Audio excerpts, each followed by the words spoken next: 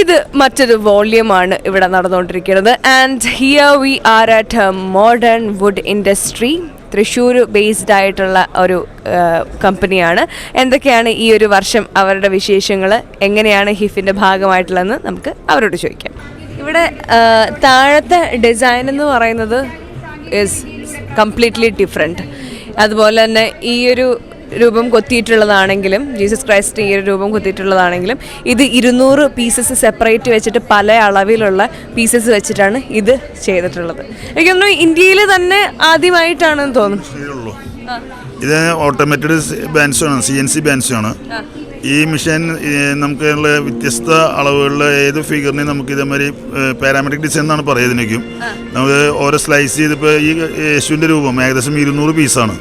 ഈ 200 പീസിനെ നമ്മൾ 200 അളവാണ്, 200 പീസ് 200 അളവാണ്.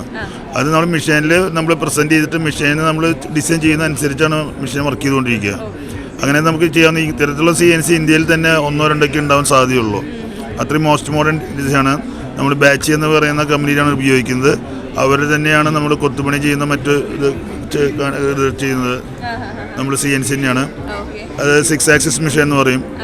ഒരാളുടെ പ്രതിമ തന്നെ, ഒരാളുടെ രൂപം തന്നെ പരിപൂർണ്ണമായി കുത്തിയെടുക്കാൻ പറ്റും ഒരേ സമയം. നമ്മുടെ 6 ആക്സിസ് ഉള്ള കമ്പനി തന്നെ ഇന്ത്യയിൽ വളരെ കുറവാണ്. എന്നാൽ അതിൽ വളരെ കൃത്യമായും അതിൽ ഡിസൈൻ നമ്മൾ എന്താണ് കൊടുക്കുന്നത് ആ ഡിസൈൻ കൃത്യമായിട്ട് തന്നെ വർക്ക് ചെയ്ത് നമുക്ക് ഫിനിഷ്ഡ് പ്രോഡക്റ്റ് പുറത്തേക്ക് എടുക്കാൻ പറ്റും. അതുപോലെ ഞങ്ങൾ പുതിയൊരു പ്രവർത്തനമാണ് പാരാമെട്രിക് ടേബിൾ. ഇത് ഏകദേശം ഒരു 110 പീസ് വെച്ചിട്ടാണ് ഈ ടേബിൾ സെറ്റ് ചെയ്തിട്ടുള്ളത്. ഒരു വേവ്സിൻ്റെ ഒരു ആർട്ടിഫിഷ്യൽ ഡിസൈനാണ്. അപ്പോൾ നമുക്ക് ഏറ്റവും മോഡേൺ ആയിട്ടുള്ള ഡിസൈൻസ് കസ്റ്റമർ ആവശ്യപ്പെടുന്ന രീതിയിൽ എങ്ങനെ ഡിസൈൻ ചെയ്യാനുള്ള എല്ലാ മെഷീനറികളും വെച്ചിട്ടുള്ള ഒരു സ്ഥാപനമാണ്. ഏകദേശം ഒരു 25 കോടി രൂപയോളം ഇൻവെസ്റ്റ്മെൻറ്റുള്ളൊരു സ്ഥാപനമാണ്. തൃശ്ശൂരിന് അഭിമാനമാണ്. ഞങ്ങൾ ചെവൂരിൽ നിന്നുള്ള ഒരുപാട് ഫർണിച്ചർ യൂണിറ്റിൻ്റെ ആളുകളാണ് ഒരുമിച്ച് ഒരു കൺസോർഷ്യമായിട്ട് പോകുന്നത്.